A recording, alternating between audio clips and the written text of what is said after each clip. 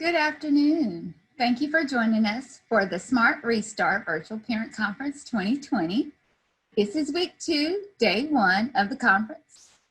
If you were with us last week for week 1, welcome back. If this is your first time with us, welcome, and we are thrilled you have joined us this evening. I am Dr. Sarah Johnson with the Family and Community Engagement Office of Dallas ISD, and I'm honored to be your mistress of ceremony today. Now I'd like to briefly review a few helpful items and tips that will come in handy for you this evening during the sessions. It's a good idea to have a pen and paper handy, just in case you would like to jot down important information shared during the session. Next, you might also consider having your cell phone nearby, just in case you want to snap a quick picture of information shared or to scan any QR codes that are shared. Now, just in case you are new to using QR codes, it is fairly simple to do. First, you would open your camera on your phone. Second, point it at the QR code. Third, some phones will automatically trigger the code's action. Some, you may have to tap the screen, and others, you may have to press and hold the home button. It just depends on your phone. Now, speaking of QR codes, I want to go back. Okay, speaking of QR codes, I want to be certain that everyone has the Smart Restart QR code. It's right here. Okay. If you cannot scan the QR code, you can also access the website by visiting www.dallasisd.org/SmartRestart Parents, and parents does have an S on the end. And this website is very important because this is where you will locate and watch past videos from week 1 and week 2 of the conference, as well as access any resources or even the presentation slides for each conference session. So I encourage everyone to write down this website or take a moment and scan the QR code. Next, I'd like to briefly review some tips on virtual conference etiquette. First, the chat feature is off, so if you have questions during a session, simply click the Q&A feature. It looks like this, the bottom of your screen. The Q&A in Zoom are live, so if you post a question, you have people available to answer. They will make every effort to answer all the questions posted. Also, at the end of each session, I will ask the presenter the top most frequent questions that were asked throughout the presentation and allow him or her to answer those questions for the entire group to hear.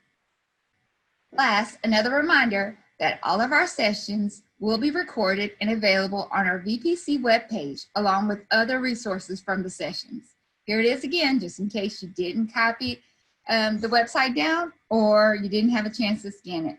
Again, it's dallasisd.org/SmartRestartParents. Okay, quickly, let's take a glance at our AllStar lineup for today's Smart Restart sessions. Starting us off at 3 p.m., we will have student transportation during a pandemic, followed by school lunch and child nutrition during a pandemic. And at 4 p.m. is tiered intervention to support all students. 4:30 p.m., connection is key, building healthy communication with your child. 5 p.m., supporting your pre-K through 2nd grade student. And we will end week 2, day 1, with school athletic participation requirements, grades 7th through 12th grade. All right, let's get this virtual show started. First up is student transportation during a pandemic. Presenting this session today is Jaime Sandoval. Mr. Sandoval has been with Dallas ISD since 1999, most recently serving as the Executive Director of Student Advocacy and Youth Outreach. He was recently named the new Executive Director of Student Transportation. At this time, Mr. Sandoval, if you're ready to begin, I will turn it over to you. Good afternoon, and thank you for that wonderful introduction. My name is Jaime Sandoval, and as Dr. Johnson said, I am the Executive Director of Student Transportation Services.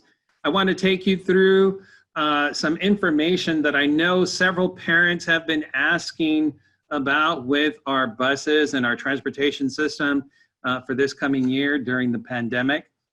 We know that we carry precious cargo, and we treat it as such. So with that in mind, I want you to, you can next. So what's different this year with transportation, we've got registration for transportation is a little bit different. Bus cleaning procedures, PPE, pre-screening, student behavior on the bus, and social distancing. So we've got a few topics to cover in this in these few minutes. So let's get going. So registration for transportation, all students riding the bus must register for transportation services.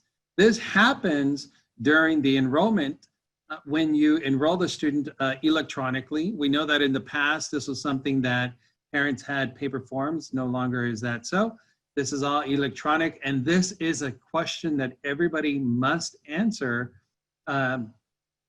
before moving on to another question, and that is a yes or no question on whether or not you will need transportation. So if you selected no, or if you selected yes and don't need transportation, you just need to contact your your data controller on the campus who can make that change. Again, if you need to register for transportation, you contact your school, ask to speak with the data controller or the CRC at the elementary level, and they will help you with that registration for transportation. Next. One big question that we've been having is cleaning procedures on the bus. How often are we going to clean or disinfect our buses? And we have 3 points in time when we will be doing this cleaning. We have a daily cleaning, a weekly cleaning regimen, and a 90-day professional deep clean disinfectant. So between trips, our buses have many routes during the day, and between these routes, the bus drivers will stop at the last school before they go on to another tier to pick up a different load of students. They will stop after they've swept the bus, meaning make sure that all of the students are off of the bus, and they will do a daily cleaning. They're going to clean all of the contact surfaces that are touched more often, which is the top of the seat and the back of the seat. So those will get sprayed down every single day, several times a day, actually.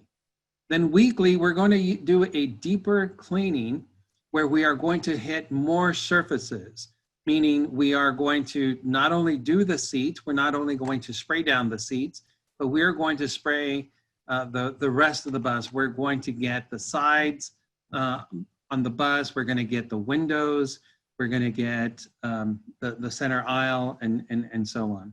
So that'll happen once a week. And then every 90 days, we are going to have kind of a fogger. It's an organization that comes in and does this professional deep clean disinfectant.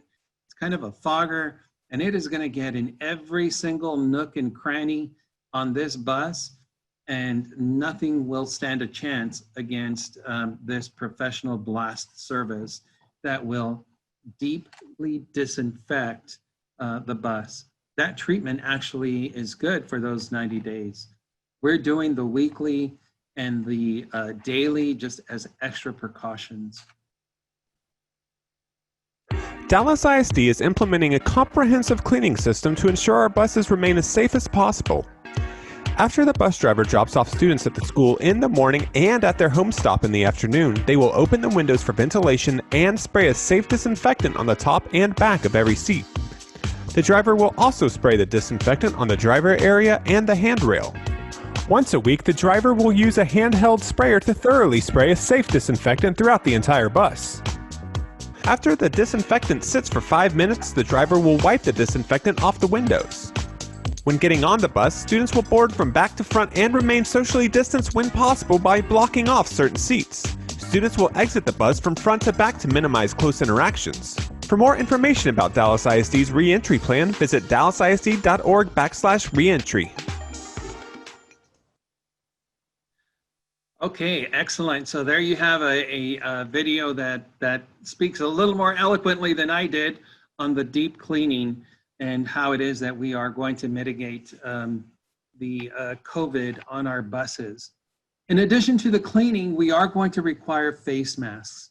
So the face masks are required of all bus riders and driver. So we will begin with the drivers wearing their face masks, and all students must wear their face mask while they're on the bus.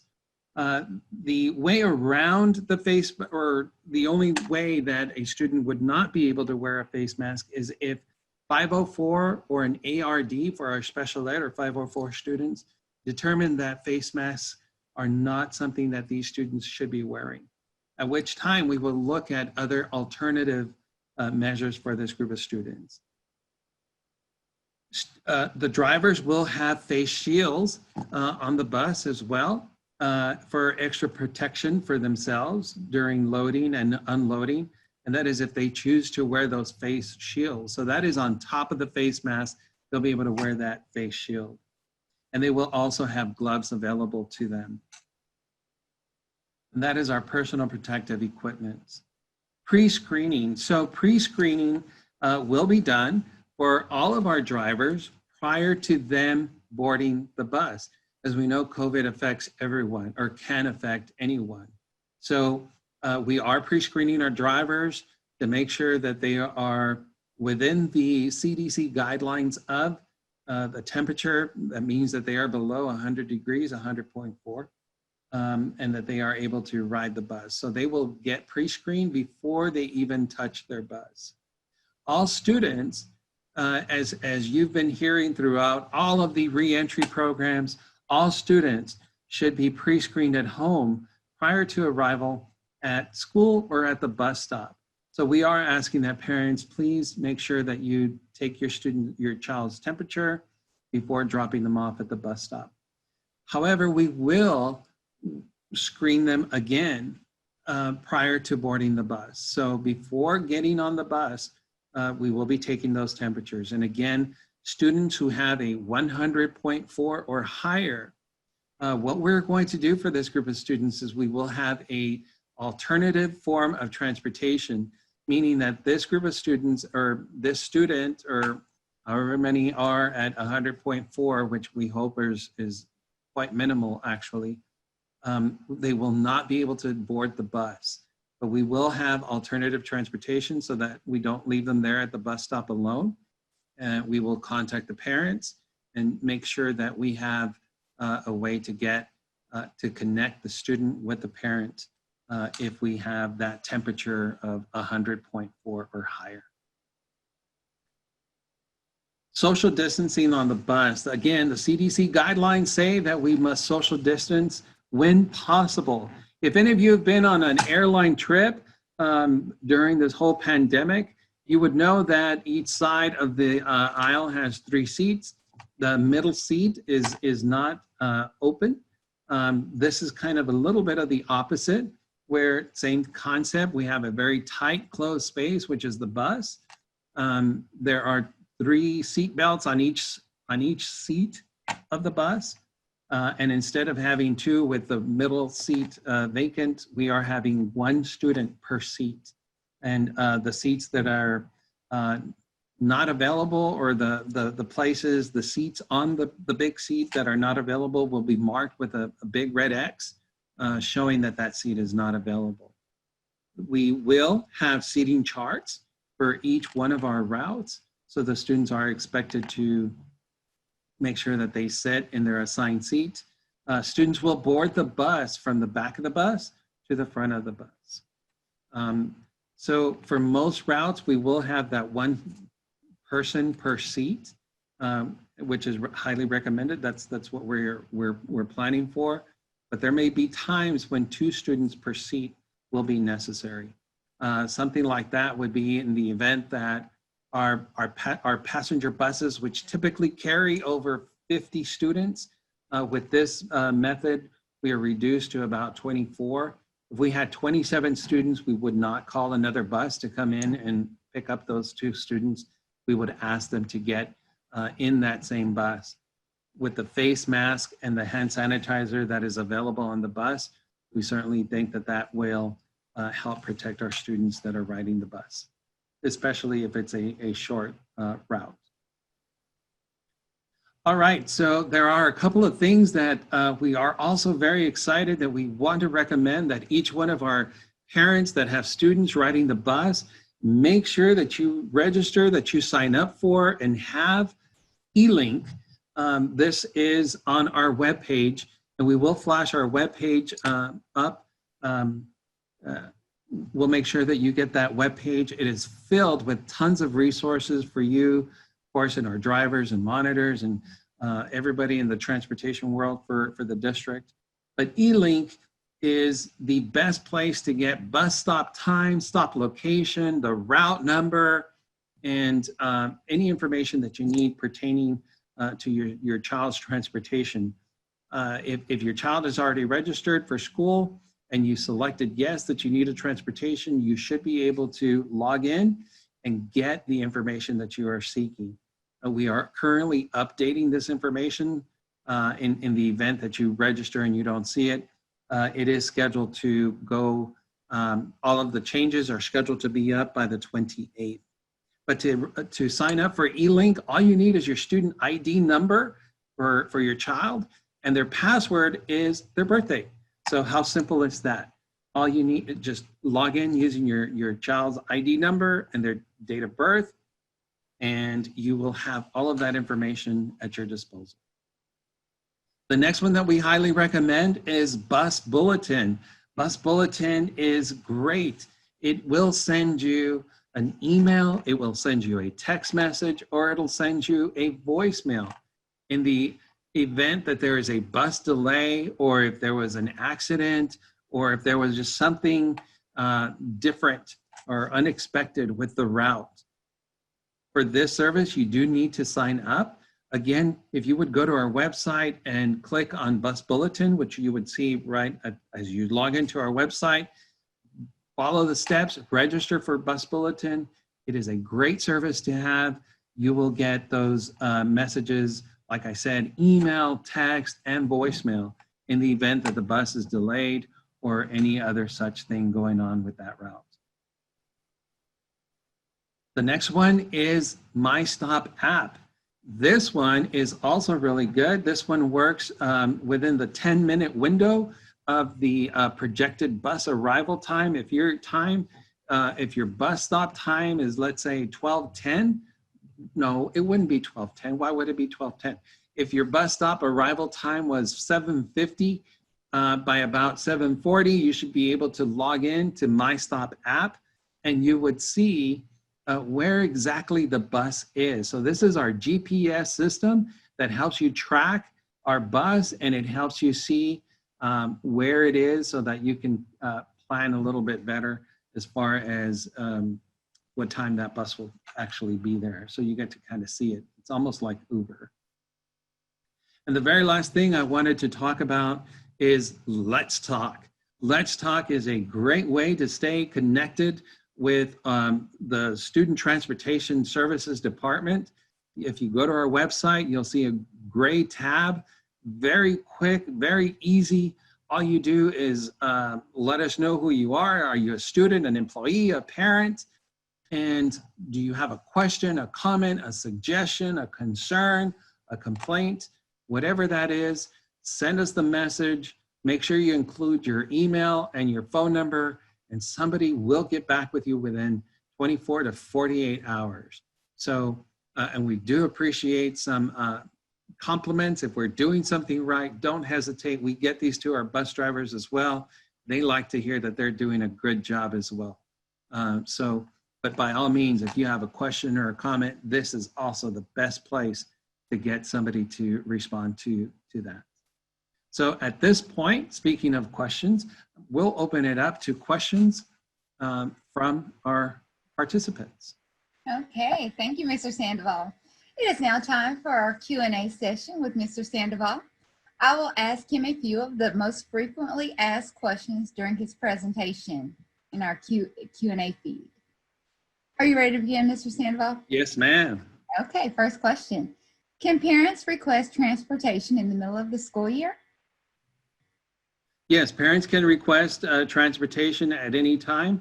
All you have to do is go talk with your student's school registrar or their data controller, and they will make that happen. Okay. How do parents contact the data controller again? You mentioned that. To contact the data controller, I'm not sure what we are doing in the middle of the pandemic, but just call your school and ask for the data controller or the CRC. They will connect you. Okay. Are buses being cleaned between school drop-offs? Yes, between school drop-offs, yes. So if we are picking up one of our trips where we have, let's say, 20 stops to get to John Quincy Adams Elementary, once we have dropped all of the students off at John Quincy Elementary, we will pull over to the side, spray it down before we get to our next route or trip. Okay. What will happen if you later find out a student tested positive for COVID-19 that was on the bus? If we found out that a student tested positive for COVID-19 that was on the bus, we will follow the contact tracing procedure, which in that case, we notify health services, we notify the campus.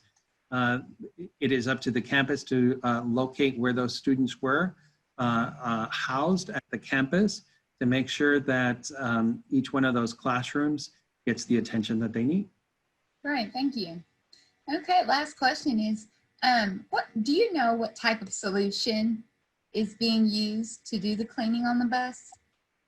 I don't know the exact composition of the solution, but we were very deliberate when we were purchasing this solution to make sure that it was not that it was safe and that students would not have any kind of allergic reaction to it. We're very, very cautious about that, not only for our students, but for our drivers as well as they're spraying it. We don't want anybody to be affected negatively or adversely from the chemicals that are in it. So we were told that it was very, very safe. Okay. Our final question, we just have one request that you repeat the website for transportation. I might be able to go back to that slide. The website for student transportation is www.dallasisd.org/transportation. Okay, great. Okay, that concludes our first session of the evening. I'd like to thank Mr. Sandoval for providing us with student transportation information for the upcoming school year. We know many parents and families have questions and concerns regarding student transportation, and hopefully his presentation provided some clarity. So thank you, Mr. Sandoval. You're very welcome. Parents and attendees, at this time, we're going to pause for a moment and prepare for our next session, which will be school lunch and child nutrition. Stay with us because this is another session we know is important to our parents and families.